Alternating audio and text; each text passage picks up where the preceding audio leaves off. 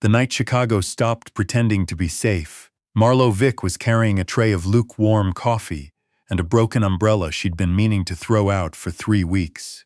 It was past midnight, the kind of past midnight where the diner's neon sign buzzed instead of glowed, and the only customers left were a trucker nursing decaf and an old man asleep over his pie. Marlo had been on her feet for 11 hours. Her left shoe had a hole in the sole the size of a quarter, and every time she stepped on wet tile, she could feel the cold creep in like something personal. She was walking to the back to grab her coat when she saw him, a boy, maybe 8, maybe 9, sitting on the curb just outside the diner's side door, in the alley where they kept the grease bins. He wasn't crying. That was what stopped her first. Most kids that age, alone in an alley at midnight in January, they'd be crying. This boy was just sitting there, very still, one hand pressed flat against his ribs like he was trying to hold something in. His coat was too thin for the weather. His shoes were expensive, the kind you don't see on the South Side, and he had a cut above his left eyebrow that had stopped bleeding but hadn't been cleaned. "Hey." Marlo pushed the side door open with her shoulder. Cold air hit her like a wall. "Hey, kid, you okay?" The boy looked up. His eyes were dark and very calm in a way that didn't match the rest of him. "I fell," he said. "I can see that." She crouched down, set her coffee tray on the step behind her. "Where's your mom, your dad?" He didn't answer that. Just looked at her the way kids look at adults when they've already decided the adult won't understand. "What's your name?" A pause. "Theo." "Okay, Theo." She looked at the cut, the shallow way he was breathing. "Can you stand up for me?" He tried. Made it halfway, and then his face went gray, and he sat back down hard, and Marlo caught him by the elbow before he could tip sideways into the grease bin. "All right," she said. "All right, we're going inside." She got him through the door, got him onto the bench in the back hallway where they kept spare aprons and lost and found jackets. She cleaned the cut with the first aid kit they kept under the register for when someone burned themselves on the coffee machine. She gave him water and half the granola bar she'd been saving for her break. The whole time, Theo sat very still and watched her with those calm, dark eyes and didn't offer anything else. "Is there someone I can call?" she asked. He reached into the inside pocket of his too-thin coat and pulled out a phone that cost more than Marlo's monthly rent. He opened it, navigated to a contact, and handed it to her without a word. The contact was labeled only, "Father."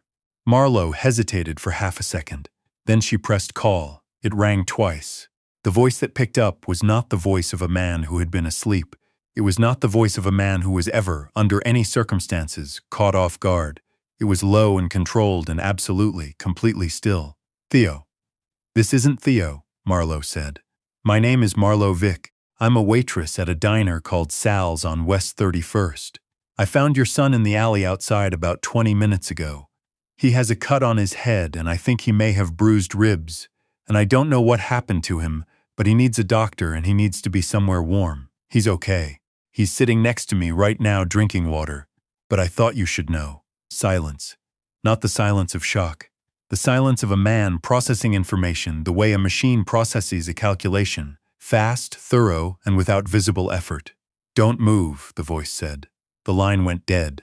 "If you're just joining us here at Rosie's Romance Library, hit that subscribe button, because this story is one you will not want to walk away from halfway through. And if you already know what's coming, drop a comment and tell me, what would you have done if you'd found that little boy?" The first car arrived in 4 minutes. Marlo knew because she'd been watching the clock above the register, the way she always did when something felt wrong, and she needed something ordinary to anchor herself to. 4 minutes from the end of that phone call, a black SUV pulled up to the front of the diner, and then another to the alley entrance. And then 2 men in dark coats were at the glass door, and she watched them scan the room. Not the way lost people scan a room, not the way hungry people scan a room, but the way people scan rooms when they are looking for threats and have been trained to find them. The trucker looked up from his decaf. The old man kept sleeping. Marlo stood up very slowly and walked to the front. She didn't know why she wasn't scared. Later she would decide it was because Theo had looked so calm, and something in her had decided to match it. "He's in the back," she said, before either of them spoke. The taller one, a man with a jaw like a building and a scar running through his left eyebrow in almost exactly the same spot as Theo's fresh cut, looked at her the way people look at something they didn't expect to find where they found it. "You're the one who called?" "Yes." He studied her for another half-second. Then he nodded once, very slightly, and gestured to the other man, who moved past Marlowe toward the back hallway. And then the door opened again. There was no particular drama about the way Corbin Slade walked into Sal's diner at 12:40 in the morning. He didn't slam the door. He didn't say anything. He was tall, not in the way that announces itself, but in the way that makes a room feel slightly smaller. And he wore a dark coat that was very plain and very expensive, and his face was the face of a man who had been told, probably many times and from many directions, exactly how dangerous he was, and had long since stopped being interested in hearing it. He was somewhere in his early 40s.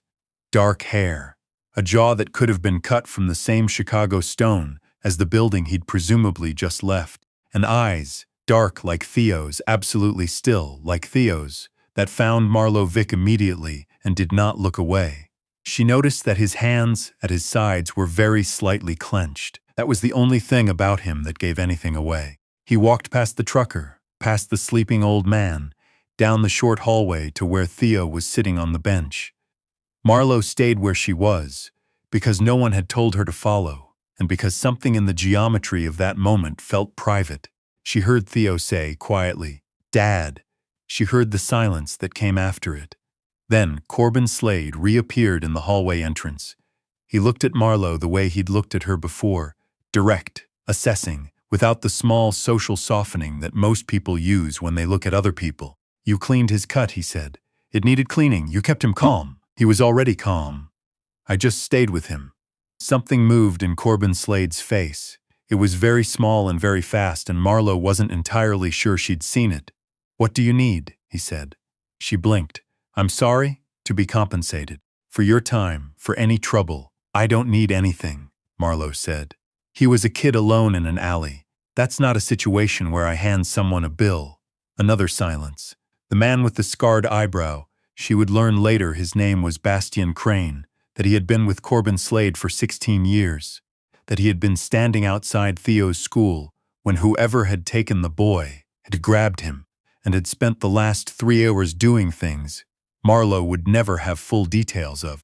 Watched this exchange with the careful attention of someone watching a chess match and not yet sure which player to back. "All right," Corbin Slade said. He reached into his coat and put a card on the counter between them. "No name on it, just a number. If anything comes of this tonight, if anyone contacts you or comes here asking questions, you call that number." "What kind of questions?" Marlowe asked. He held her gaze for one long moment. Then he said very quietly, "The kind you shouldn't answer." He picked up Theo easily, like the boy weighed nothing, and carried him out the front door. The men in dark coats followed. The black SUVs left without sound. Marlowe stood behind the counter for a long time after they were gone. The trucker asked for a refill. The old man kept sleeping. The neon sign kept buzzing. She picked up the card, slipped it into her apron pocket. She told herself she'd never use it. She told herself that for about 18 hours. Now, before we go any further, if you're watching this from somewhere late at night, maybe doing dishes or folding laundry, I want you to know, it gets so much worse before it gets better. And by worse, I mean the kind of worse where you find yourself wondering exactly what Marlowe Vick had walked into. Like the comment button below and let me know, are you on Team Marlowe or are you already nervous for her? The call came the next afternoon, while Marlowe was between shifts, sitting in her apartment eating cereal because she hadn't had time to buy real food and wasn't going to until the weekend. Her personal phone rang, not the card number, her own number, and the voice on the other end was a man she didn't recognize. "The girl from the diner," the man said. "Sal's, West 31st. Marlowe set down her spoon. "Who is this?" "Someone who wants to talk to you about the boy you found last night. About who you called. About what you know." "I don't know anything." "No," the man said pleasantly. "Not yet. But the fact that Corbin Slade himself came to collect that child from your diner suggests you might be worth talking to. We'd like to have that conversation in person. We'll come to you, or you can come to us. It's a choice. Both options involve you not telling anyone we called." Marlowe's hand was very steady on the phone. She had grown up 3 blocks from where she now sat. She had worked since she was 15. She had paid her own rent since she was 19, in a city that does not make that easy, and she had developed over the course of that life a very reliable instinct for when something was designed to look like a choice but wasn't one. "I'll have to call you back," she said. She hung up, pulled the plain white card from her apron. She hadn't transferred it anywhere else, hadn't quite been ready to make that permanent, and dialed the number. It rang once. "Someone just called my personal cell," she said when it picked up. "They knew I was the one at the diner. They want to meet." A pause, brief. Then, "Don't leave your apartment. I have a shift in 2 hours. Cancel it. I can't just Marlowe." It was the first time he'd used her name. She hadn't expected to notice that. She noticed it. "Cancel the shift. I'll have someone there in 20 minutes. He was there in 15. Not the men with dark coats. Corbin Slade himself, in the same plain, expensive coat, without the composure of the night before. Not shaken. She didn't think this man could be shaken by anything small enough to fit in a human life, but purposeful in a way that had edges on it. He stood in her doorway and looked at her apartment the way he'd looked at her. Directly, completely, without making it feel like judgment. And she watched him notice everything about it. The second-hand furniture, the herb pots on the windowsill, the stack of community college textbooks on the kitchen table, the way the ceiling slanted on one side because the building was old and nobody had fixed it. "They found your number," he said. "That means they were watching the diner last night. Or they have someone inside." He looked at her. "You didn't tell anyone about Theo, no, not your coworkers, not a boyfriend." "Not. I live alone," Marlowe said. "And no, I didn't tell anyone." He was quiet for a moment. Then he said something she would remember for a long time, not because it was dramatic, but because of the specific way he said it, like a man who does not make statements he doesn't intend to keep. "You're not safe here anymore, and that's my fault. So until this is resolved, I'm going to need you to come with me, and I'm going to need you to trust me enough to do that." "I don't know you," Marlowe said. "No," Corbin Slade agreed. "You don't." He met her eyes. "I know you don't have a reason to. I'm asking anyway." She thought about the boy in the alley, and the way this man had carried him out of the diner, and the particular quality of the silence she'd heard through the hallway when he'd found his son. She picked up her bag. "Stay with me, because what Marlowe walked into next is something that should not exist inside an ordinary city, in ordinary January, in an ordinary life." But then, nothing about this was ordinary anymore. The building Corbin Slade brought her to was not what Marlowe expected. She had built an image in her head, penthouse, obviously, floor-to-ceiling glass, the kind of place designed to make you feel small. What she got instead was a brownstone on the north side, the kind with a black iron fence and window boxes that had gone dormant for winter. Inside it was warm and quiet, and not lavish in the way she'd anticipated, just very carefully chosen. Every object clearly exactly where it was supposed to be. Theo was at a kitchen table doing homework. He looked up when Marlowe walked in, and something in his calm face shifted. Something that was not quite a smile but was close to the territory. "You came," he said. "Your dad was very persuasive," Marlowe said. Behind her, she heard something from Corbin Slade that might generously have been a sound of amusement. The next 6 hours were the strangest of Marlowe Vic's life. She was given a room, plain, clean, overlooking the winter garden. She was brought food by a woman named Mrs. Okafor, who made clear through posture alone that she had opinions about Marlowe's presence and was choosing not to share them. She was visited by Bastian Crane, who sat across from her in a very straight-backed chair and asked her questions about the phone call in the careful, methodical way of someone building a structure from information. "The voice," he said. "Accent, Midwest, flat, maybe Wisconsin, age, 40, 50? Hard to tell. Did he ask you what you'd seen, what you'd heard, or specifically about who you'd called? Specifically about who I called?" Bastian made a note. "That's useful," he said, in the tone of someone for whom useful is a category that contains everything important in the world. Later, after Theo had gone to bed, and Mrs. Okafor had retired, and Bastian had gone wherever Bastian went, Marlowe found herself in the kitchen because she couldn't sleep, and she thought maybe tea would help. Corbin Slade was already there. No coat now, just a dark shirt, sleeves rolled to the elbow, a glass of something amber on the counter that he wasn't drinking. He was standing at the window looking out at the street, and he didn't hear her come in, or he did and decided not to react, which she suspected might be more likely. "Can't sleep?" she said. "I don't sleep much," he said, without turning. "Haven't for years." She put the kettle on. The sound of it filled the kitchen like something ordinary, which felt strange given everything. "Who are they?" she asked. "The people who called me." A pause. He turned then, leaned against the counter with his arms crossed, and looked at her with the same directness he always had. "People who want to use Theo to get to me. It's not the first time. He was at school when it happened? After school. He was waiting for his driver and someone who knew his routine, knew the timing, took him." Something moved through Corbin Slade's expression. It was the same thing she'd noticed in the diner, that small, fast thing. This time she recognized it. It was the specific pain of a man who protects everything and still failed to protect the one thing that mattered. He got away from them. He's quick, and he's calm, and he's his mother's son in that way. He said the last part quietly. His mother isn't? No. Simple. Final. Not cold, but closed. Marlo made her tea. She didn't push. She had grown up knowing which doors you don't knock on. "He told me you gave him half your granola bar," Corbin Slade said. She looked up. "He remembers things like that," he said. "Details. The small things people do or don't do. A beat. He told me you didn't make him feel scared. He wasn't scared to begin with. He was," Corbin Slade said. "He just doesn't show it. He's been trained not to, which is something I have complicated feelings about." He picked up the glass, didn't drink from it, set it back down. "You made it easier for him to pretend he wasn't scared, which is different from not being scared. But when you're 9 years old, it might matter more."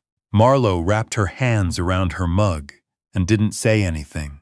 She had a feeling this was a man who didn't often say things like that to anyone, and that the right response was not to fill the space. "Why do you work a double shift at a diner on West 31st? He asked. "Because that's where the job is. You have community college textbooks." "I know. I bought them."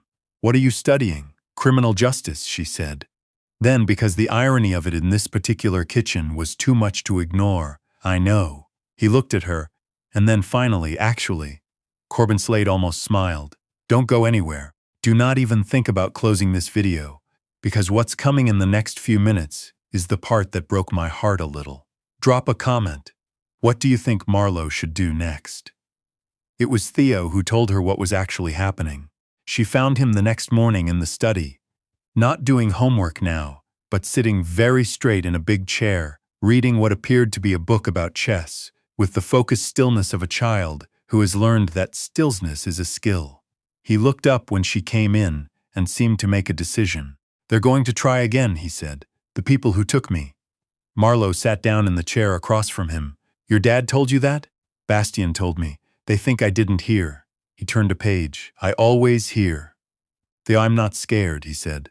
Then, with the precision of someone making a distinction that matters, "I'm angry. There's a difference."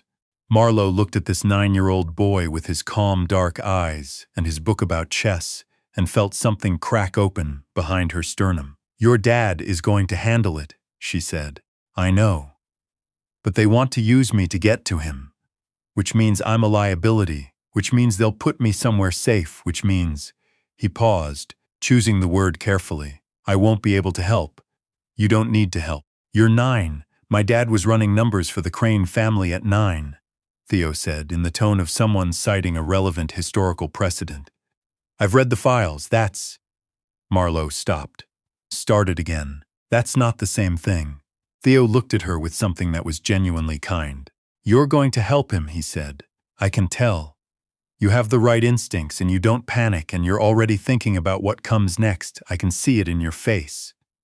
He turned back to his book. "I just wanted you to know I think it's a good idea." Marlo sat with that for a moment. "I'm a waitress," she said finally. "I'm studying criminal justice." "I know," Theo said. "That's why you'll see things his people won't." The attack came that night. Not on the brownstone. They'd anticipated that. Moved Theo to a secondary location Marlo wasn't given the address of, relocated the household with a quiet efficiency that she was both unsettled and impressed by. The attack came on Bastian Crane's car on its way back from a meeting on the west side, staged to look like a robbery, executed with the kind of precision that said, "We are not interested in money, we are interested in sending a message." Bastian was unhurt. The message was received. Marlowe was in the kitchen when Corbin Slade came back from wherever he'd been, and she could tell from the particular set of his jaw that things had escalated beyond whatever plan he'd been working. "They're not going to wait," he said, not really talking to her, talking to the room, to the problem. "Who are they?" she asked again, specifically. He looked at her. "I'm not asking so I can tell someone," Marlowe said. "I'm asking because your son thinks I have useful instincts, and I'd like to put them to work, and I can't do that without knowing what I'm looking at." A long silence. Then Corbin Slade pulled out a chair at the kitchen table and sat down, and for the first time since she'd met him, he looked tired in a way that went past the surface. "A man named Dry Holst," he said. "He ran the East Side operation for about 12 years, under a structure that included me, until about 8 months ago, when he made decisions that cost people their lives and I ended the arrangement."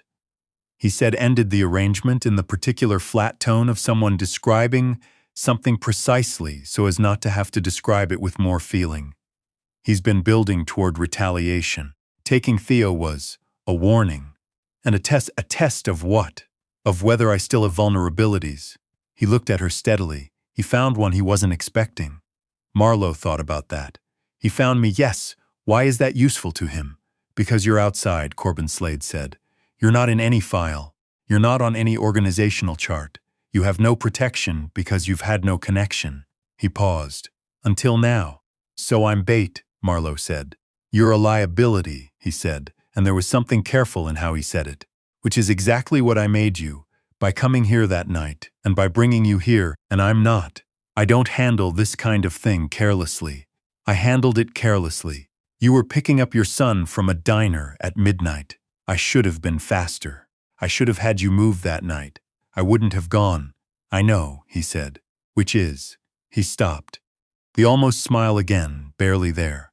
"Another thing about you that doesn't fit any file."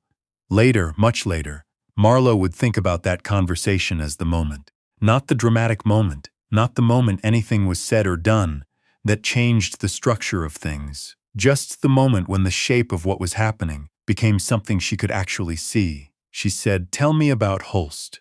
The way he thinks. The way he operates." And Corbin Slade looked at her for a long moment, and then he started talking.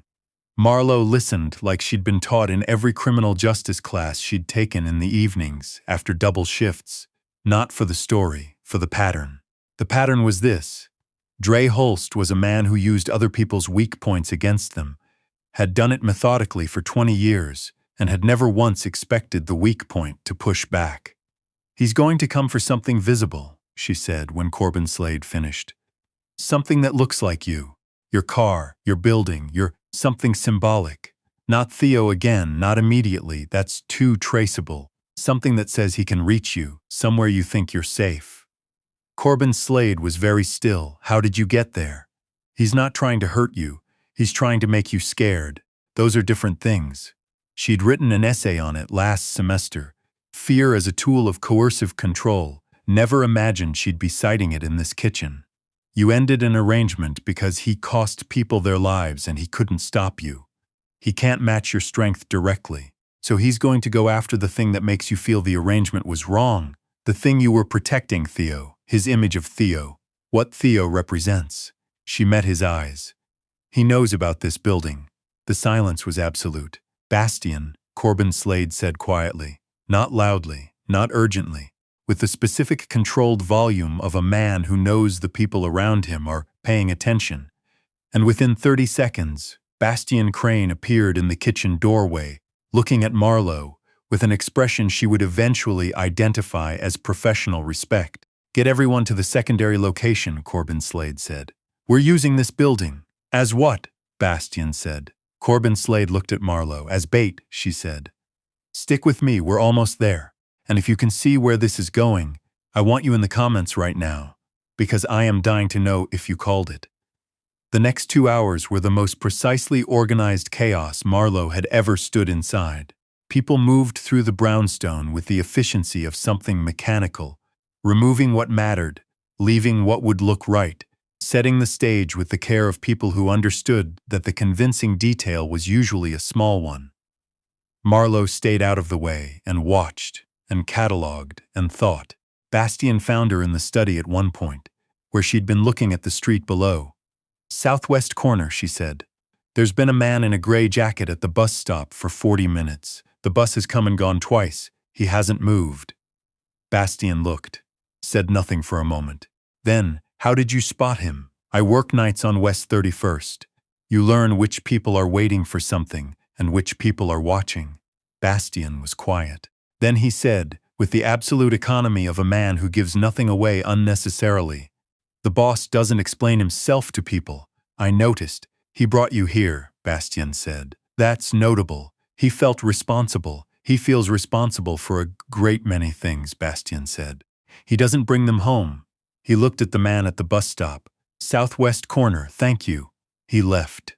Marlowe stayed at the window. Corbin Slade found her there an hour later. "You should go to the back," he said. "If the point is that this looks occupied," Marlowe said, "then this window should look occupied." "Marlowe, I'm not leaving the window," she said. "I can crouch below the sill if something happens. But right now this looks right, and if I move it doesn't." She looked at him over her shoulder. "I told you. Useful instincts." Something crossed his face that she didn't entirely know how to read yet. Not anger, not quite something she had a word for. "Theo was right about you," he said. "He usually right about people, always," Corbin Slade said. "It's his most useful and most inconvenient quality."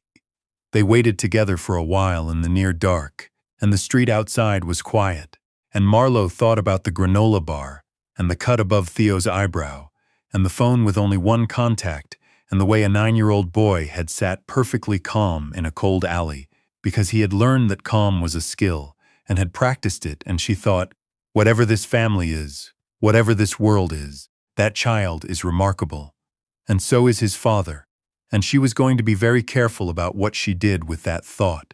When it happened fast, which is how these things always happen. She'd read that 100 times. Theory is not the same as living it, and living it is a different animal entirely. 2 cars at the front, a third at the side alley. Their mistake, Bastien had 2 men there. The man from the bus stop moved toward the door and was intercepted before he reached the step. Inside, Corbin Slade had moved without her realizing it to stand between Marlowe and the front-facing windows, and she had half a second of realizing what that meant before the noise started, and then it was over. Not in a movie way, not cleanly, but over in the way that real things end. Messily and too quickly, and with the specific silence afterward that sounds louder than what came before. Bastien appeared in the doorway, looked at Corbin Slade, nodded once. Corbin Slade exhaled. It was the smallest, most controlled exhale Marlowe had ever witnessed, and she understood without being told that it was the closest thing to visible relief he permitted himself. He turned to look at her. "Are you?"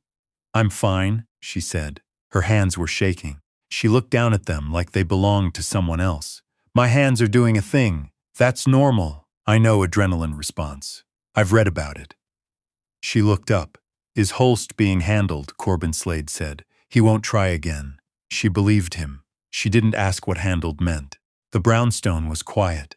Outside, Chicago continued to be Chicago, cold and indifferent, and full of people, doing whatever they were doing at this hour, who would never know that any of this had happened. Marlowe sat down on the floor of the study because it seemed like the right decision, and pulled her knees to her chest and breathed. Corbin Slade sat down next to her, on the floor, in the plain, expensive coat, which was not what she expected. They sat there for a while without talking. Then he said, "Theo is going to want to know everything." "I know," Marlowe said. "He already knew most of it anyway. He's going to want you to tell him. I know that too." A pause. Outside, a siren somewhere, moving away. "I'll need to rebuild some of what happened tonight," Corbin Slade said. "Tighten things. Move some operations. It'll take months." He looked at the wall across from them. "There will be a gap in the interim, a period where things are unsettled." "Okay," Marlowe said, not sure where this was going. "I could use someone with good instincts and no file and an ability to see the thing that other people's training makes them miss." He turned his head to look at her. Not in the operation. Not like that. Just, eyes, you want to hire me, Marlowe said. I want to offer you something that compensates you appropriately for what you've already done and provides you stability while I figure out how to keep you safe, which is partly self-interest because you're safer under my organization's awareness than outside it. And I know that's convenient for me, and I'm choosing to say it plainly rather than obscure it. Marlowe looked at him for a long moment. What does it pay? She said, and Corbin Slade told her. Marlowe did not say anything for several seconds. That's, she said. Yes, that's more than. I know, I could finish my degree. Yes. She looked at the ceiling. The study ceiling was plaster old, with a hairline crack across one corner that someone had started to repair and not finished. It looked like a city from above, she thought, like a map of something. I'm going to keep the job at the diner for a while, she said. I'm not ready to put all my eggs in one basket. That's sensible, Corbin Slade said, and she could hear in his voice, very faintly, the almost smile. And I'm going to want to actually learn things, she said, not just be eyes. I want to understand how it works. That can be arranged. And I need to be able to say no, she said, to anything, anytime, and have that respected, agreed. Okay, Marlowe Vick said. The next morning, Theo came back to the brownstone and sat across from Marlowe at the kitchen table and looked at her with those calm, dark eyes. You stayed, he said. I did. I told you, he said, and went back to his book. Marlowe wrapped her hands around her coffee mug and looked out at the winter garden, which was all bare branches and frozen soil, and the faint suggestion of something that would eventually come back. So, do you think Marlowe made the right call? And what do you think happens next between her and Corbin Slade? Let me know in the comments, and if you want to find out, make sure you're subscribed to Rosie's Romance Library, because this story is just getting started.